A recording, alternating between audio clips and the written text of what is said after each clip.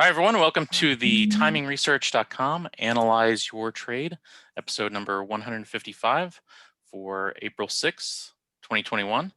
And we are recording this at 4 p.m. Eastern Time. My name is David Kosmeter. I'm the creator of TimingResearch.com. And today we have Carley Garner back with us. And so normally the format for the show is we look at individual stocks and ETFs, but Carley focuses more on futures and options on the mainly on the indexes and commodities, and so the format we adjust a little bit for her, but it's great having her back, and so we're going to go ahead and start the show now. And the option professor of optionprofessor.com is back to moderate, so I'm going to go ahead and turn it over to him. Okay, great. Great to have everybody here with us. And again, very exciting times in the market. So we got a lot to talk about. And with us today is Carley Garner and of Carley Trading. And she is well known to everybody because she's been on TV and done seminars and written books and everything else.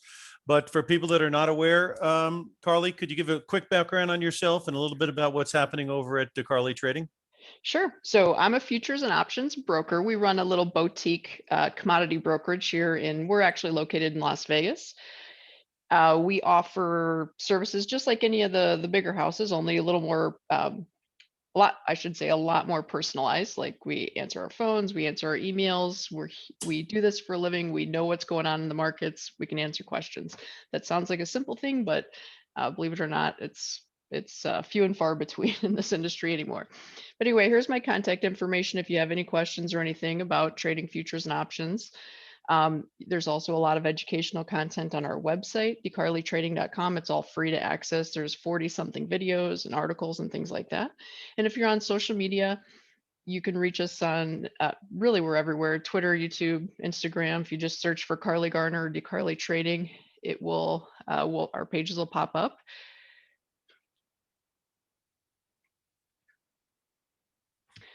I'm also going to mention, oh, by the way, that's my dog, Frankie. That's outside of Las Vegas, believe it or not. I'm also going to plug my books. Again, if there's free material on our website, but if you're interested in like a deeper dive into the potential of trading commodities, trust me, it's not for everybody. I'll be the first to say that. In fact, it's maybe even not for most people. I'll even go that far. But if you are interested in learning and seeing if it's for you, I've written several books. These particular books are the newest and most current.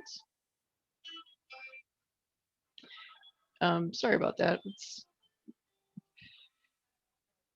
Apologize. So anyway, these are the most current books. You can, if you're very basic, you can start with the Trader's First book on commodities, and you can work your way up from there.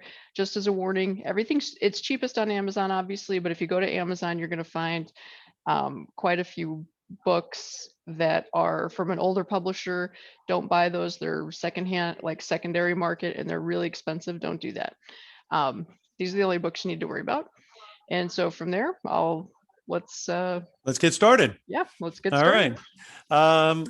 Since most people are involved in the stocks, why don't we get onto that first, and then we'll move on to the other markets. So looking at the S&P today, it's fading off a little bit here at the close, and but it's had a huge run and very big move. So you have a gut feeling, and what are you thinking here? Okay, so just to confirm, you can see my quote screen, correct? Mm-hmm. Yeah, okay, I can. Make sure we're all seeing it. Okay, perfect. So we had kind of been eyeing the 2040 area in the S&P for a couple of weeks, and we knew there was potential for a weird pop up to that level. Obviously, we surpassed that. But my first thought is still, this market feels extremely expensive to me. I know that fundamentals honestly haven't mattered in a long time in these markets, but if at some point I think they might. And if you look at things like, for example, the PE ratio in the S&P is near 40. That's almost unheard of.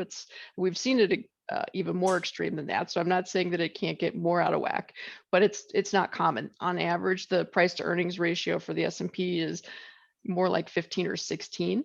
So we're really expensive. Now, that's because the market's expecting earnings to ramp up and everything to explode. And maybe that will occur. or maybe the market's gotten a little ahead of itself. That's my personal opinion. Now, just because I do think, I do think the market's a little toppy. This is a daily chart, by the way, but that doesn't mean that the S&P can't run up and touch 4,100 first. 4,100 is kind of the uptrend line if you look on a futures chart. I know it's a little bit confusing because if you pull up like an SPY chart, things are a little different. The numbers are a little different. I'm a futures broker. That's why I look at futures, but there's actually a better reason. The futures trade 24 hours a day. They're not confined to the New York Stock Exchange hours. So you will, in my opinion, the futures chart's actually a little more telling because it gives you a little better picture of what's going on around the clock. For example, if something weird happens in Asia or in Europe, that's reflected on a futures chart where it might not necessarily be reflected on a stock chart such as SPY, SPX, whatever, that's not trading 24 hours a day. Anyway, that's my opinion. But this is, you can see on a daily chart, the last two price bars are basically above the upper Bollinger Band. Again, that doesn't mean that we're guaranteed that the prices are going to sell off immediately, but it's a pretty good indicator that things have probably gone a little too far, a little too fast. I also look at RSI, which is what you see down here at the bottom of this chart, and we're bumping up against 70. Not a guarantee the rally ends, but it's a really good sign that, again, we're frothy. A more telling chart is probably the monthly chart. And I think last time I was on with you guys, I think we pulled up the exact same chart and kind of had this similar conversation.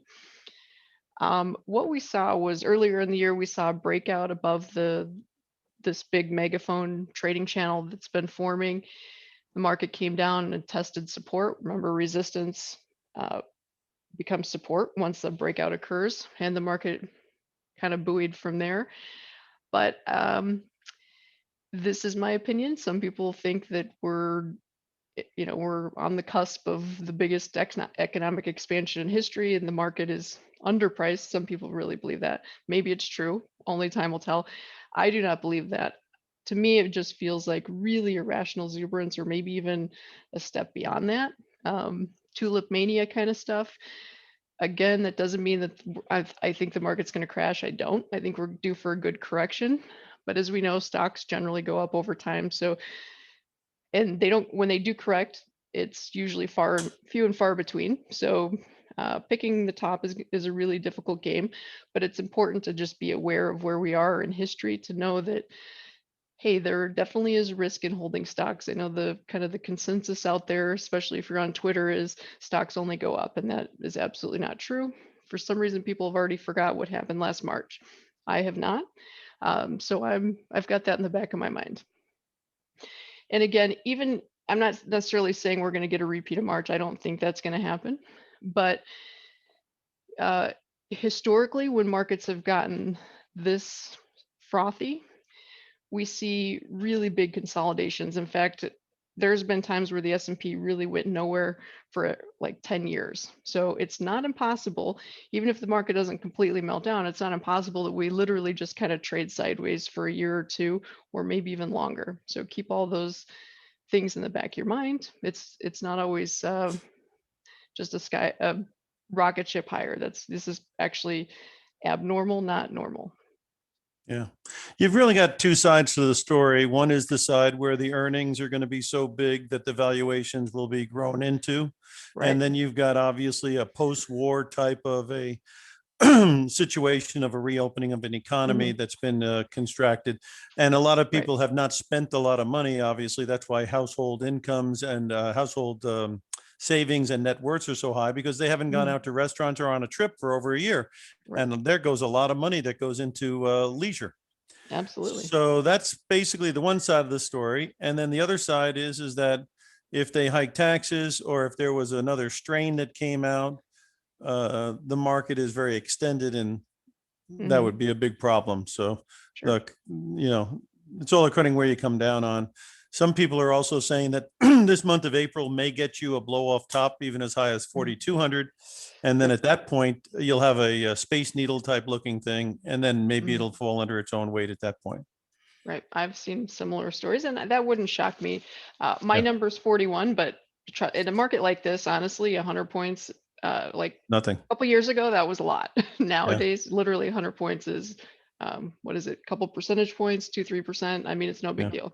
So You can see a situation in the month of April where you've come into the month strong and there is a lot of sideline money, maybe on the institutional side that could come in. And then you've also got people who are feeling their boat legs because their accounts are growing, so they might plow more money in. So it could be a capitulation this month with some pretty big stampede. It's possible. It's not, obviously at these levels, anything could happen. for sure. Yeah. With regards to the NASDAQ, obviously that got beaten up because people went all into the value because of the big spike up in interest rates. That interest rate spike has mellowed, and ergo, some people have run back into the Googles and the Amazons and the Facebooks, et cetera. How do you feel about the NASDAQ? So the NASDAQ honestly looks, when I look at a NASDAQ chart, it feels pretty tame. So I do think that similar to the S&P, I think the NASDAQ's a little overvalued, but it doesn't feel like is dramatically overvalued. I think last time I was on your program, we looked at this chart. This is a monthly. Basically, the idea is, let me scrunch this up. So basically, the idea is the NASDAQ made the same move in 10 months that it took 10 years to do prior. So, I mean, obviously, we're still extremely expensive. And if we look at the daily chart, it looks pretty harmless, right? But going back to the monthly chart, we can see that it too is quite expensive. And one thing that I've been looking at and again, just because the market's expensive doesn't mean it can't go up. I'm not saying that. I'm not telling you to, sell your house and go short or anything like that by any means. I'm just saying be prepared, because at any given time things can change very quickly, and nobody gets a memo when things turn around. It literally happens in the blink of an eye, and if you happen to be caught off guard, it can get ugly fast. We learned that in March of last year. Everyone seems to have forgotten that, but we're humans, and we're going to learn that lesson over and over and over again throughout our lifetime, and that's just how it works. It's starting to smell a little bit like the gold when it went to 2,100. Yes, I agree with you. And then but I mean, you probably could have thought that at 2020 or 2010, so you don't really know. It's always best to wait for a formation. Do you put more emphasis on the technical, the fundamental, or do you try to make a little mixture? I try to do a mixture. I'd say I put more focus on the chart than anything, but what I do is I kind of come to a consensus when I look at the chart, and then I go and see if I can confirm it with things like the COT report, sentiment indicators. Like, for example, if I see a market, and this isn't necessarily, this kind of thinking doesn't always work. Sometimes it backfires, but if I see that everybody and their dog thinks one thing's going to happen, I tend to want to be on the other side of that. Again, sometimes it works really well, sometimes it doesn't, because sometimes the bandwagon is right, but more often than not, they're not. The reality is most people lose trading. So if everyone thinks that one particular thing is going to happen, generally you see exactly the opposite. We've seen this recently. You mentioned gold. A few weeks ago, we've been bullish gold the last couple of months. I mean, it hasn't been, definitely been a little bit of a rocky ride, but luckily we've the clients we are helping trade it, we've hedged and everything's worked out fine. But you would not believe the hate emails and tweets we get for anyone that thinks gold might go up, because everyone's convinced that that's good news. The Fed, yeah, right. Everyone was so convinced that the Fed was going to be printing money to oblivion, that the dollar was toast, and gold was also toasted. Usually when you get those types of widespread sentiments, the move's over. Same thing in treasuries. Nobody in a million years thought treasuries would find a floor, which sounds ridiculous now because obviously they're not going to go in one direction forever. But that people get caught in that mindset that they will, and then they get, it's surprising to them that markets ebb and flow. But yeah. So anyway, I think we'll get to a couple of those things, because I'm definitely on your page there. I've been doing a lot of gold stocks and stuff, and they're really turning nicely. But anyway, so you got there, and one last thing here is the Russell. There you go with a little bit more your small cap, and it had a huge move. It's had a pullback, and a lot of guys are saying as long as we stay above like 2250 or something like that, this thing could be really the game in town. Yeah, I see that. It's got a lot of epicenter I- stocks, the Mhm. smaller and the, go back to the restaurant, go back to the casino type thing. It does, yeah. So it's going to be really interesting because it also has a lot, like it also tends to follow crude oil. There's a lot of energy Oh, okay. stocks, and it also tends to follow banks a little bit. So like with if treasuries bottom out, like I think they are doing, Mhm. then that might kind of work against some of the Russell stocks. But again, the Russell's a really big index. So it's, to be honest, 2000, right? yeah, to be honest, the analysis that I do in the S&P works pretty well. It doesn't work quite as well in the Nasdaq, and then when it gets to the Russell, literally, don't listen to me. Like I mean, what the charting and stuff that I do in the other markets just don't work in the Russell for whatever reason. It just has a mind of its own. So um, More it is what it choppy is. or? Yeah, it's choppier. It's just it's hard to, I'm not exactly sure what the deal is. It just doesn't behave the way that some of the others do with our models. So honestly, I don't touch it much. I have a lot of clients that trade it. I look at it more of an indicator Mhm. to see like a market gauge type of situation. Mhm. I do think this is a weekly chart, by the way. Let me go to a monthly. This is what a monthly chart looks like in the Russell. So you can see we've had a massive recovery.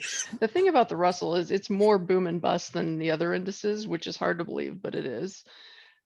Uh, I've even with all of the fundamental stories and things that are out there that are supportive to the Russell, I have serious doubts as to whether, I mean, I think the Russell kind of led us higher here on this move, but I feel like it's probably turned the corner is my best guess. But again, when it comes to the Russell, I'm not the best source. So Yeah.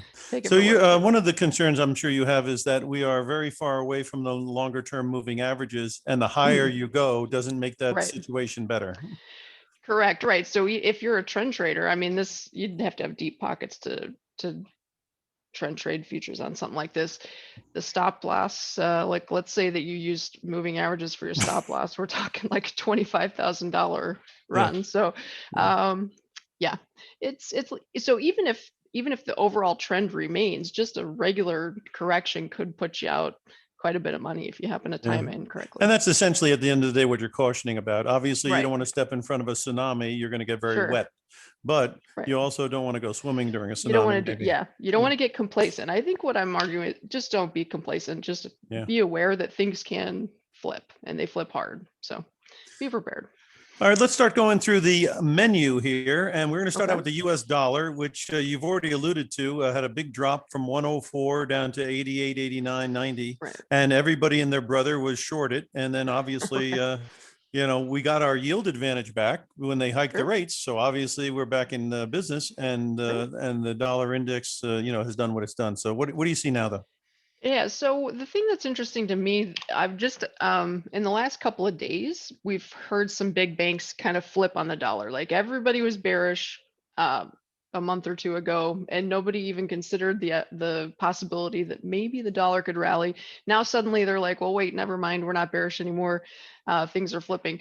So long term, I am still bullish the dollar. I still think interest rate differential and our economy seems to be doing better than overseas, so on and so forth. So fundamentals, I think, are supportive for the dollar, and I think we continue to make our way higher. Let me go back. Let me go to a monthly chart. Sorry, I should have pulled this one up. So this is where we are in the really big picture, and I do think that we had kind of pointed out 94 as being a pivot in the resistance area. So from here, I kind of expect some back and fill. I wouldn't be shocked to see the dollar get back into the 92 handle. But after that sort of thing goes on, I think we continue higher. And I at some point, it might not be next month, and maybe it'll even be 2022. Maybe it'll take some time. But I, believe it or not, think we will be at 100 or higher in the dollar. So you think we'll get through this 96 region and matriculate all the way back towards the high, huh? I do think so. That's a very long term projection. Oh, I get you. Because some people are thinking that, we might pop back to 94, 96, and then we could maybe have another rendezvous down from there. Correct. Right. Our kind of magic number was 94. So I was a little disappointed to see this rally got to like 93.50-ish in that ballpark and failed. I Yeah. would have felt a little better if it got to 94, Yeah. because that would have made me think that this run was over and we go back down, at least for now.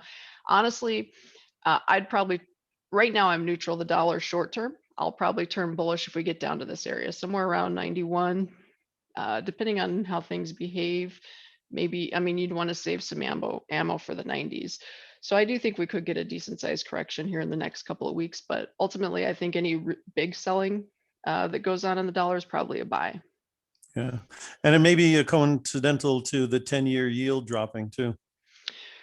Correct. Yeah, that's what I've been thinking. The thing is, the relationship between treasuries and the dollar has kind of shifted. A few months ago, I was convinced that the dollar would go higher, and it eventually it did. It didn't do it right away, but it eventually made its way higher. And then, but I also thought that at the time, treasuries and the dollar were correlated like in the mid 90s. So I thought that with the dollar moving higher, it would pull treasuries up, and that didn't happen. But I think we're going to get a delayed reaction. I think that we will see treasuries go higher. I mean, as you mentioned, the interest rate differential in the US is massive.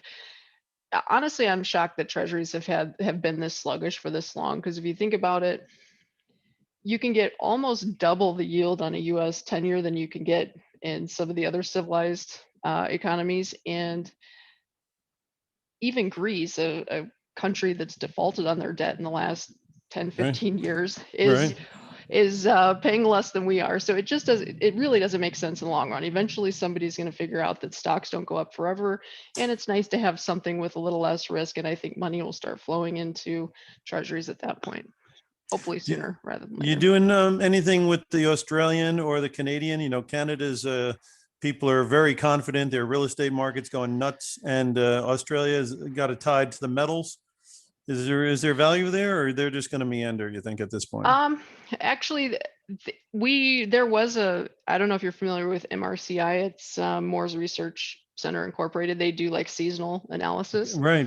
Yeah, there's actually a buy signal in the Aussie today, which I mean, as far as fundamentals go, I don't really have a strong opinion, but I do think I look at the chart and it looks to me like between the seasonal signal and the chart, it looks constructive to me. So actually, I do like the upside in the Aussie. We had with one of our clients wanted to get into the trade, and so we did a cover call basically where we went long the future and sold a call against it. So I mean, I wouldn't bet the farm or do anything aggressive, but I do think it's worth having a little exposure on the upside in the Aussie, at least for the next month or so.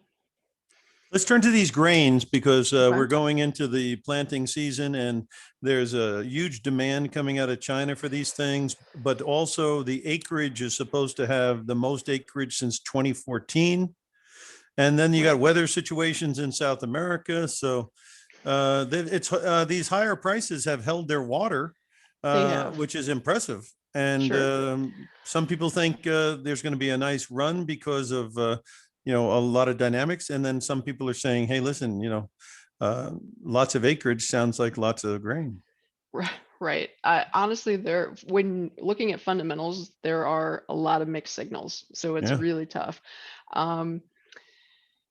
The one thing I can say is farming has become very efficient. So supply shortages in 1 year can easily be overcome within a couple crop cycles is generally just how things work now. Several years ago, it wasn't like that, but nowadays everything is so efficient, they can turn pretty quick. So the cure for high prices, I guess, is what I'm saying, is high prices. And I think that will probably hit the market at some point. I think once we start getting through this growing cycle, like let's say midsummer, I think the markets recognize that, and I think prices really start to soften. That said, it's really, really difficult to gauge some of the things going on. For example, Chinese demand. I mean, they're not very good at telegraphing what they need and what they're doing.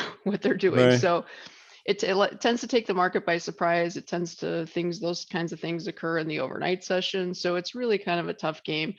I lean lower overall. Like, for example, we actually put a bullish wheat position out, recommended to our clients last week. So I do like the upside in wheat. Corn and soybeans, I'm kind of mixed, neutral to slightly lower, but I wouldn't get aggressive one way or the other. The thing about this is it's really unforgiving market if you pick the wrong direction. So if you're going to play those, maybe try to do it with some sort of option spread that hopefully you can't get burned too badly if you're on the wrong side. There is a WASD report out on Friday, which who knows? Sometimes they're not events, but like we saw just last week, we had a USDA report out that sent corn and beans limit up, and then they ended up fading a lot of that move. But you just want to be prepared if you do have a position on the 9th that something weird like that could happen. So make sure you're well hedged. As you look at the three big prices, the one that hits me as being a little on the high side is corn, because how many years were we trading it in the 2 and 3 area? Right, exactly. 5.5, 6. That sounds like a lot of money. I don't know. It to me, this seems insanely high to me. And like I mentioned before, this big spike up, this was on the grain report a few days ago. You'll notice that it didn't hold. Like it stayed up there for a couple hours, and then by the end of the day we were lower, and then it spent the next couple days selling off right back into the kind of the trading range that we've been in. To me, that's bearish. That doesn't mean we can't get one more upside reaction on the upside. Sorry, I forgot I had some of this stuff on there. But I think any big, let's put it this way, any big rally in corn, I think is a sell. If you're going to try to put on a trade here, you'd have to be willing to risk 30 to 50 cents or have some sort of option spread that's going to protect you if it does go up. Two things that the bulls are kind of alluding to is that the weather is no guarantee. And Sure. so if there was a weather issue, that could be a problem. And the second thing is they're thinking that there's a lot of hedging going on by farmers, because when you're going out to plant that many acres and the prices are this high, you are figuring that you are going to have this crop and 14 is plenty. Right. I'll sell it there. And if Sure. and we saw this years ago, where if these guys come in and do a lot of hedging, they used to be the elevator operators, and they don't have the product, it can cause quite a bit of a squeeze when these guys have to deliver short contracts they don't have product for. Did you see any possibility of that, or is that really guesswork across the board? I mean, it's a lot of guesswork, and all I can speak to is what I see and hear. And to be honest, most farmers that I'm familiar with are holding out hope for much higher prices, but that they tend to be that way because they're emotionally attached to the outcome. So I've actually kind of seen the opposite and heard the opposite, where a lot of farmers are not only not hedging, but actually speculating on more upside, which I think is interesting.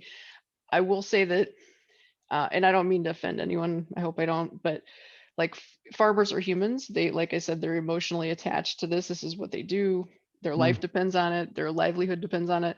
What I've kind of witnessed over the years is they're really great at what they do, which is farming. They're really poor at predicting pricing. And so they tend to be really optimistic at the worst times. And I have a feeling that's kind of what's going on.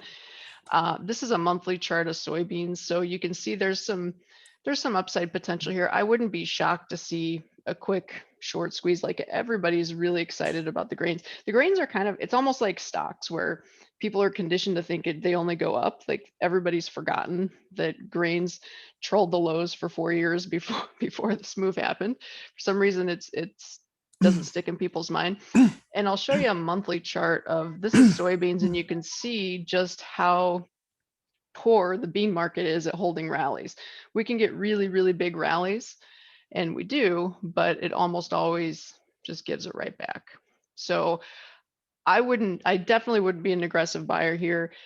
I would be cautiously bearish, but you'd have to kind of accept the possibility of maybe $15 beans, or who knows, maybe even something real silly will happen. So you want to make sure you have room for error, but eventually at some point this will probably fade itself and will probably drop below 10, whether that's this summer, which I think it might be, or maybe even late in the fall. Who knows, but it almost always happens within months to a year of the big spike. You can see here rallies tend to be short-lived. Do you watch the Commitment of Traders report? And if so, you getting any inclination out of that on these grains? I do. So I follow the CO2 report pretty closely, and I also follow a sentiment indicator or index, I should say. From what I've seen, like speculators went from being extremely bearish corn and soybeans a year ago. They were holding record net shorts, and now we're getting close to record net longs. So they've completely flipped. So now it went from everyone being short to everyone being long. Probably a reasonable position is somewhere in between, which would mean like net positions as well as pricing, in my opinion. And we've also seen in I don't know if you've heard of the bullish sentiment index. They basically pull like industry insiders for bullish and bearish sentiment. And the last I checked, corn and soybeans, like 70 to 75% of those polled were bullish. If you would have looked at it early 2020 before this rally, only 20% were bullish. So we've literally gone from one extreme to the other. And so I think, I'm not saying beans are going back to 750, because a lot of that was the trade deal situation between China and the US. Right. But I think we could easily see $10. I think that'd be pretty comfortable on a pullback. Well, that's where all the longer term moving averages are located, between Right. 10 and 11, right? Correct. Yep. Yeah. So you're just basically looking at a reversion to the mean at some point. Right. Yeah. Let's talk about energy, because Okay. energy got a nice big slap in the face here from $70 down to about 58. OPEC decided to increase oil a little bit, but then I think everybody woke up and figured out that there's been no capital expenditures to create any more oil. And with the demand coming, maybe this is a bargain at 58. Yeah, it's going to be really interesting. This is a monthly chart of crude oil. I think that the rally got a little ahead of itself. To be honest, I really wasn't expecting over 60. I was surprised to see that, and I started to really question my sanity when it started pressing up into the $70 area. That said, believe it or not, I actually think the path of least resistance for crude, at least in the short run, is going to be a little bit lower for now. I think there's just too many. We had a lot of speculative positioning going on in oil, not unlike what we saw in March and April of last year, only on the opposite side. So if you look at this monthly chart, you can see the fallout from basically started in January, and it started from about 65, which is ironically not too far away from where we started selling off this year. And then it dropped down to $10, or depending on which month you were looking at. The front month actually went slightly negative. The back months were at $20 a barrel. But you probably recall at the time, nobody gave crude a chance of getting back over 40, let alone going to 60. Right. Now we're in this situation. It's kind of like grains. Like everyone went from being uber bearish to uber bullish. The sentiment readings I look at in crude, the last I checked, they've come off a little, but near the highs, it was like 75% of those polled were bullish. Again, I think the sweet spot in crude, I'm thinking somewhere between 50 and 60. So I'm, nothing dramatically lower, but I do think we kind of pull back and digest and see what's going to happen, because everybody's pricing in perfection when it comes to the economy coming back online. Yeah. And there's no guarantee that's going to be as perfect as we assume. And also, you have to keep in mind, crude was at this level last year before coronavirus. So, so in other words, these levels would justify the economy being back where it was, and I don't think we're quite there yet. So I think it's just a little overpriced, in my opinion. But we'll see. Yeah, that could coincide with the stock market. In other words, everyone right now is very, very bullish on the reopening and very, very positive on things. And so they're plowing in the month of March and April quite a bit. And then, of course, if in May and June and July, it looks like it's not happening, that could be the catalyst to maybe throw water on this fever. Right. I think, I mean, at least temporary. Yeah. That's what I'm. Because nobody's betting that way really at all. They're all thinking this and that. With regards to the gold and silver and platinum, Okay. I was thinking that somebody might take a magic marker and circle the lows of March and wave to them goodbye, because maybe we're not going to see them again. I agree with you. I think that we have some sort of a double bottom going on, and Mhm. I'm looking at 1760. That's kind of where it topped out on the last attempt. Yeah. I think this time around we kind of melt right through it, is my guess. I mean, we'll have to see. We're not quite there yet, but if it can break above 1760, I think we're looking at like 1850, 900 again, which is what I've mapped out here as a kind of the trading channel that Yeah. we've been in. So And I was looking at GDX, and I thought it would drop to about 30. It would drop to Mhm. about 30, and that looks like the end of that drop too. You know, it Mhm. reminds me a little bit of 1982, when we had inflation jump above the interest rate, Mhm. and that was made the gold go from like 190 up to like 850. And again, we are in a position where we've got real yields that are negative, and we're going to get a print on inflation that might be 3 or 4. And if you get 3 or 4 with negative yields, that relationship tends to be very good for these metals. Sure. Yeah. I And think you're onto something. I think there could be something there. And I did a measurement as well. We started at 1040 on the gold, and we rallied to about 2060. And if you take Mhm. about a 38% drop, which is like a Fibonacci drop, you come to 1675 area. Okay. So Perfect. I don't think it was coincidental that that was the place it stopped at. You know, Yeah. that's just No. No. I think you're right. that's And just it's another also log on the fire. You know what I mean? right. And I agree with you. And it's also, it does happen to also be this downtrend line that we drew. And if you draw like a Yeah. horizontal line, you'll see it's kind of where the market found a floor in April before the big run. So I'm on board. I agree with you 100%. Yeah. How about that silver? So, okay. Silver, I think we're in a similar situation. I think we probably saw the low a few last week. There was a lot of things going on when the metals sold off last week. It was first notice day for April gold. That was putting a lot of pressure on things because all those people that were hanging on to, bought at bad prices and were holding on for the last minute, we're starting to just kind of throw in the towel. And that's usually what you see around first notice days, that sort of thing. And then you also see, there's stories of that, the family office that blew up. Maybe they had metals, maybe they didn't. I haven't seen exactly a full list of what they had. I have a feeling that if it wasn't then there was a few liquidations going on, margin call situations that might have had nothing to do with that particular family office that's in the news, but there was definitely some margin call selling going on in the metals last week. And so I think to me, that makes me feel better about those being lows. So with that said, I think silver probably holds like the mid 23s and moves higher from here. The line in the sand in silver that I'm looking at is right about here. So like 26.75-ish. If we Mm-hmm. can break above that, I think we start getting, I think we have some wheels on it. So we'll see. Some of the people are thinking later in the year Mm. we're going to get a bigger move. So it could be a situation where we maybe have established a low, and Mhm. maybe there'll be some back and forth, accumulation period.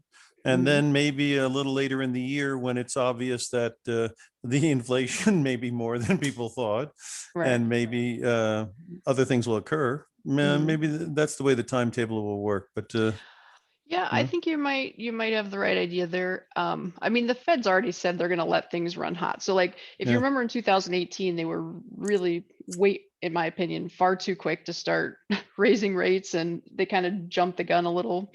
And I think that they're going to take that and kind of do the opposite and maybe let things run a little too far. And that's just an opinion, obviously.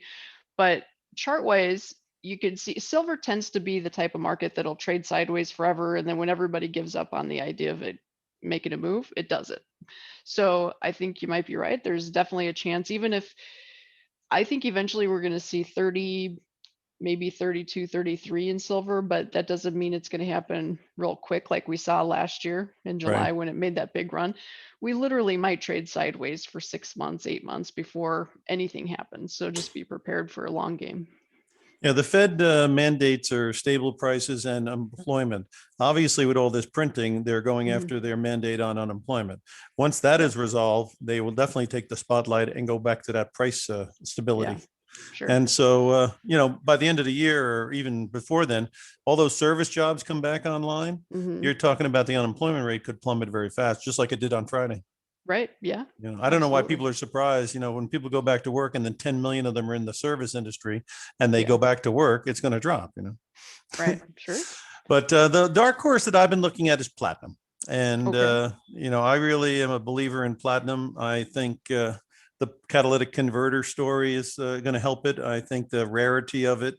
And we've already chopped $500 of the discount between gold and platinum off of it. Right. So I'm just very constructive on this stuff. What do you think? So, platinum, I don't follow nearly as closely as the others, mostly because the options on platinum are too thin to do anything with, Yeah, and I you can't do prefer, it. yeah, I like to have option hedges, and I just, Yeah. it's just not my thing.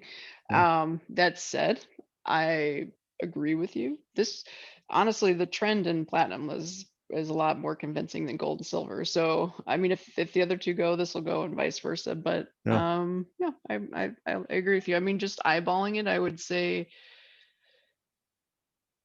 They're starting to probably, have that lower yeah, left to upper right look to it yeah, I on like the it. chart. Yeah. The thing that interests me actually, again, I probably wouldn't trade it because I couldn't hedge with options or anything, but Right. you see like the volatility just kind of shrinking here. And usually when you see that and then you start seeing a poke out, it's usually kind of similar to what we saw last year, right in this area. It'll kind of poke out of that quiet range and then start to run. And I think maybe you might get that. Yeah, Yeah, I've been following some platinum stocks and they're doing quite well. So I would good. All imagine right. they might be telling you something as well. Sure. Okay, after these metals, which we all feel there could be an opportunity there, the livestock market, cattle's gone up a lot because of the fact that obviously steaks going up, and then the hogs are one of the great markets of the year. Hmm. You still see the meats as something that's going to be good? I think actually I'm bearish hogs. I know that hasn't really worked out so well lately, but But they had a big run. They're at a higher price. yeah, right. Mhm. I actually think if this is a weekly chart of hogs, and this isn't the only reason why I think hogs are probably about done going up, but it's a pretty good reason. I mean, you can see similar to the grains like we looked at before, they tend to overextend. The market tends to overextend itself and then just kind of fall apart. And I think we're going to get something like that. Um, whether it's here or maybe 5-10 cents higher, that's to be determined. But the odds of, I mean, I guess in theory we could get some crazy runaway up to 130s, but that's not very likely. The most likely scenario is we kind of find a top somewhere around in each. If you're not trading futures, this might be confusing because each contract month has different pricing, and in hogs they tend to be like June tends to be much different than say August, and so on and so forth. So it gets a little bit Mhm. confusing to look at long-term charts, but I believe the hog run is pretty much over. It's one of those markets that everybody's pricing in perfection, Chinese buying to the max, all that kind of stuff. And so I think that there's a lot more room for disappointment than anything else there. Yeah, China had a problem with their supplies from They some kind did. of a disease or Disease. something, Yeah, didn't they did. they? The crazy thing was they had that issue uh, a year ago, maybe even more, but it didn't matter because of the trade war and all that stuff. So but when they finally started buying, it came pretty swiftly, and so you can see we've had kind of a one directional move. Mhm. But again, I mean, we'll see what happens.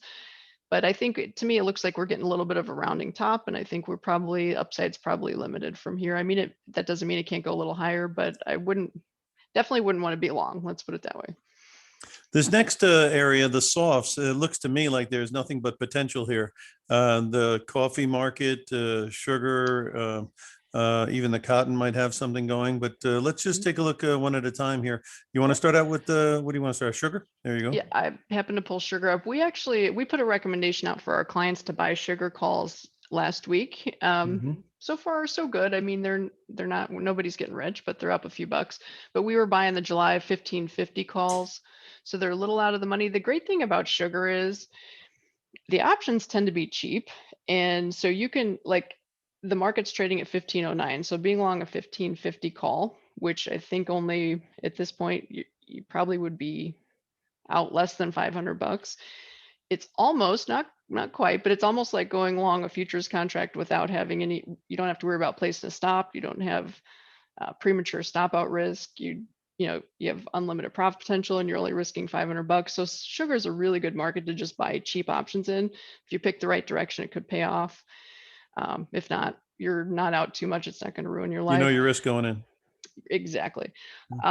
So this is a long-term, well, not long-term, this is a daily chart of sugar dating back about a year. And we're obviously in a bit of an uptrend. We started probably buying calls a little early. I would have liked to have seen prices get down into the mid 14s to kind of retest the trend line.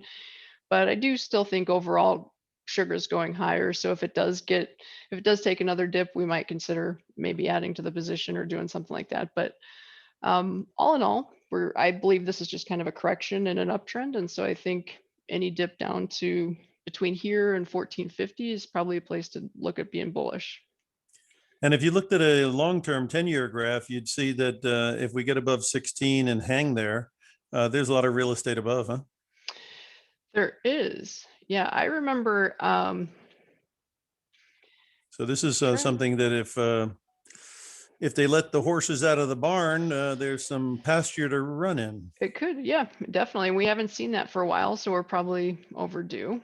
I'm trying to remember. I think it must have been 2008, 2009, or somewhere in there. We had a client that we had put out a recommendation to buy call options like with a long time, like a year to go or something crazy. And most of our clients had worked their way out of them well in advance of expiration. And one particular client completely forgot that they had the trade on, like they just literally didn't look at their account for 9 months to a year. And so an option that they had spent like $300 on was worth a crazy amount of money. I want to say it was like 10 or 15 grand. So it must have been probably this move. Obviously that sort of thing's not common, but it can happen. So you just never know. Sugar is quiet until it's not. And when it's not, it can be pretty amazing. And the years after a crash, like in 2000, where we went from like 5 to 10, or in 2008, 2009, where you went essentially from 9 to like 35, tends to be a good time for commodities. I've seen on many of the commodities, both metals and agriculture sometimes, is that after these crashes, because they dump so much money into getting things going again, right. it gets the commodities running. And that's why some people are obviously a very much believer that there's a super cycle happening right now. Sure. Let's talk about coffee, because I think if that ever gets above 140, it'll also do some amazing things. So let's see what coffee looks like. All right, so this is a daily chart of coffee, and I agree with you. I think the path of least resistance is probably higher. You mentioned 140. That's basically well, only if you move it back to the long-term graph. See, I like to look at long-term stuff too, because then you get an idea of where you are in the universe a little bit more. Yeah, no, I like it. 140 is roughly on a daily chart, the upper end of the channel. If we go to let's go to a monthly. If we go to a monthly, coffee actually looks pretty cheap. So yeah, that's what I'm saying. Yeah. And the moving averages are under the price and rising. That's never a negative. And then you've got a situation where if it got above 140 or 150 there, that whole white area looks like it could be susceptible, you know? Sure. Yeah. I mean, above 140, there's really nothing until we get to 175. That's a huge move in coffee. If you've ever traded coffee, that's like almost a $15,000 to $20,000 move.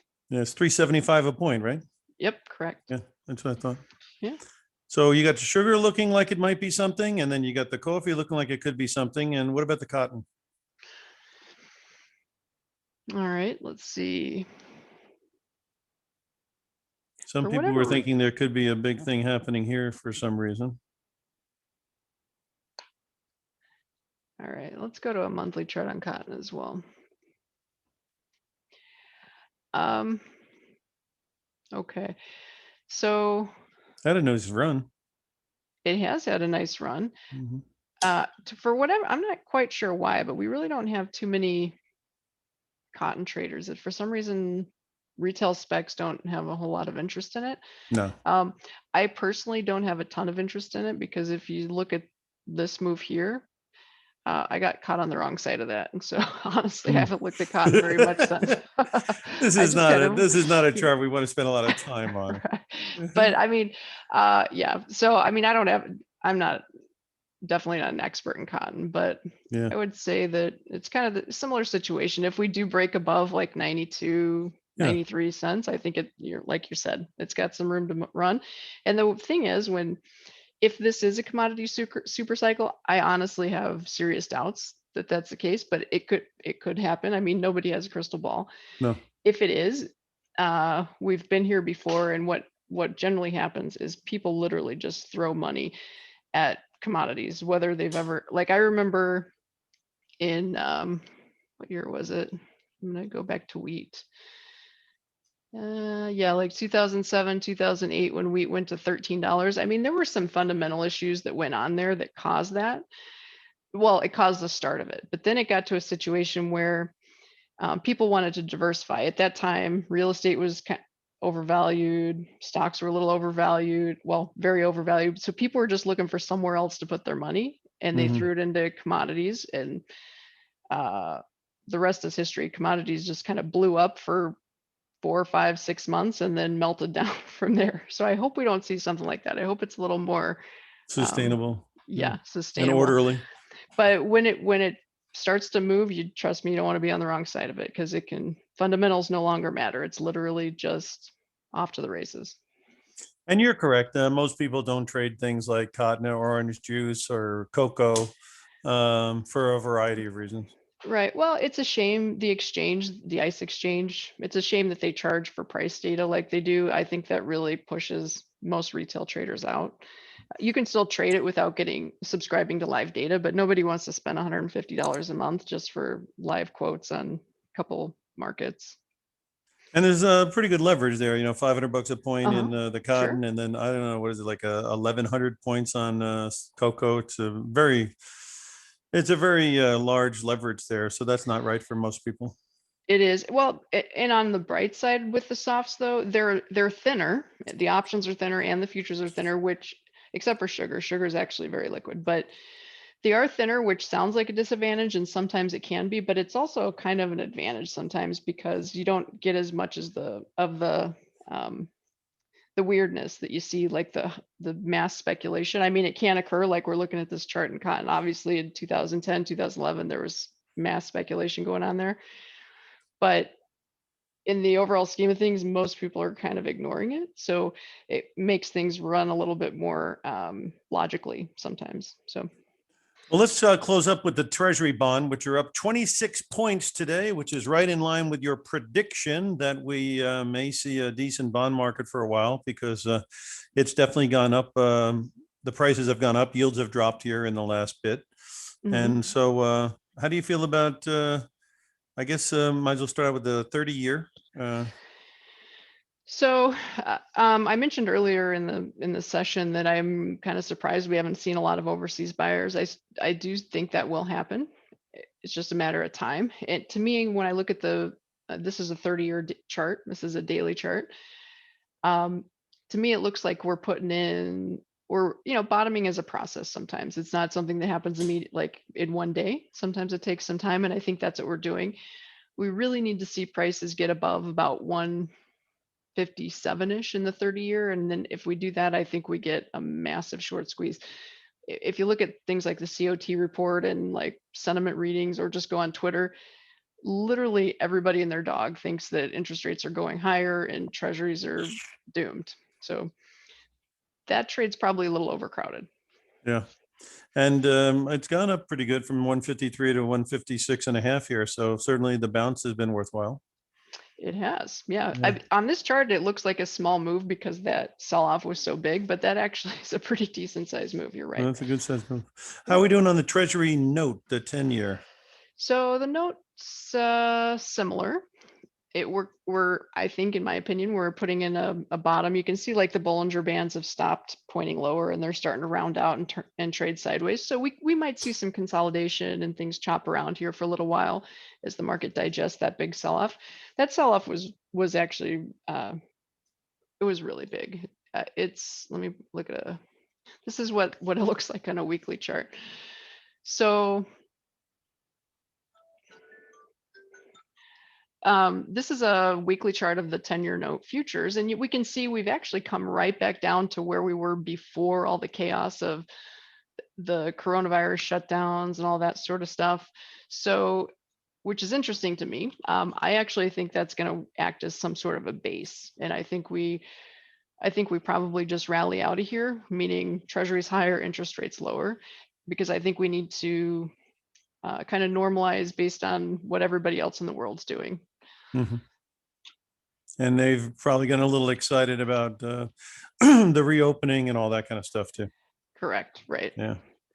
Well, we are at the top of the hour, so I was going to say that you obviously are a great one-stop shop for people who want to get some exposure to the commodities, because you've got the educational books, and then you've got the ability to be spoken to, which obviously in this day and age is very unique. So the experience can be much more personal than most places give you nowadays.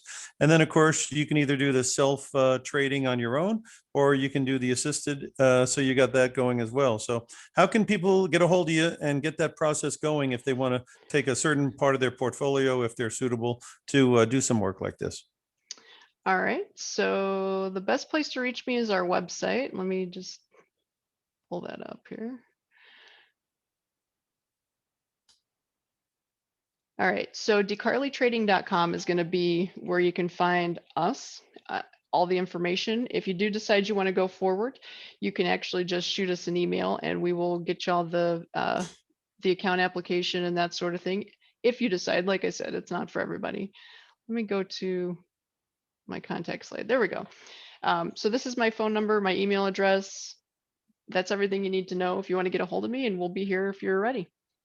Sounds great. And again, there's a lot to take advantage of. First, you start about learning, and then you can proceed into other stuff. Do you have any kind of paper trading as well that's available? We do. So if you go to decarleytrading.com, you can open a paper trading account. Now, unfortunately, the exchanges, they're a little stingy with their data. So the longest we can do a paper trading account is 30 days. I wish it would be longer, but it is what it is. The exchange is greedy. Let's just put it that way. But with that said, if you open a live account and fund it with at least, I think the minimum is at least $2,500. If you open a live account and fund it, you can paper trade without it expiring. You can just keep going. So well, that'd be good. Yeah. So there's a lot of different ways to go. The first step is to obviously give you an email there, or to give you a call and get the information flow going. Correct. Yep. Okay. Perfect. Thanks a lot for being here, Carley. It's always a pleasure. And I think people are very lucky to be able to get your information. So that's great. As far as Option Professor, we do have a weekly newsletter. Go to optionprofessor.com, put in your email, and it's free of charge, and you'll get it once a week. And that's a pretty good deal. And right now I'm going to turn it back over to David. And again, thanks, Carley, for being here. We'll do this again soon. Thank you. Sure. Thanks. Yeah, lots of good info today. Thanks, Carley. And Thank so you. just a quick reminder for everyone, be sure to subscribe to Timing Research on YouTube and your favorite podcast app, or you can also just go to TimingResearch.com to get access to this show as soon as I can get it posted, and or any of the past shows and reports and events there as well.